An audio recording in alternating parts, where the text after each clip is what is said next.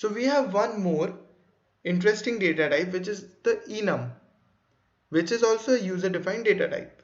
So how to work with enums? Enum has a limited set of values. It's basically the same as array type only, but it has a limited set of values. So let's see how this works. So first you have to put the keyword enum and you put it as the name of the data type you want, as in the exact identifier for it. Let's say action choices. This is also given in the Solidity documentation. You can refer there also. So we'll be having 4 actions.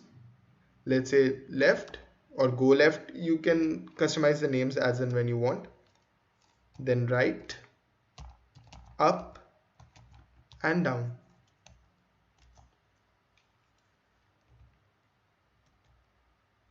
Next, we have to mention the identifier for it. Just a second. Okay, yeah. And the basic part, you don't put a semicolon after this. So now we'll take this as a data type, action choices. We'll make it public and we'll say the identifier name out here. Now semicolon. Okay, so now we are done with the declaration of this. So this is basically an enumeration in which you have left, right, up and down. So this is basically mapped to small integers. So this 0 will be mapped to left, then 1 points to right, 2 points to up and 3 points to down. So this is basically mapped by basically a key value pair, but it has limited choices. Now let's make a simple function and we'll change the state. This is basically used for state changes. Function, let's say st change.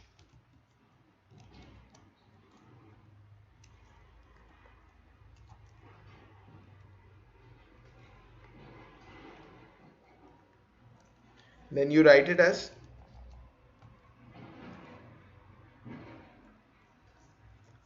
choice equal to, then this user defined variable name, which will be action, user defined variable type, this action choices. Take this action choices dot, and then what you want to put, let's say left. So this is one. Okay, we are supposed to make it public also, otherwise you can't actually access it. Let's copy this and make 3 more functions. We'll just give some numbers, otherwise it will have some ambiguity. Let's say this as 1. Let's say this as 2. Let's say this as 3. Now in the third we'll put it as, let's say right.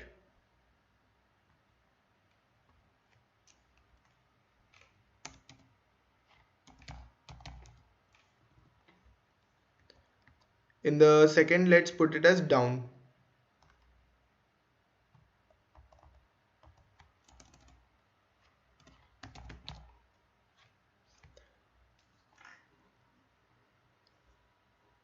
Down is there? Yeah, down is there. Okay, let's see.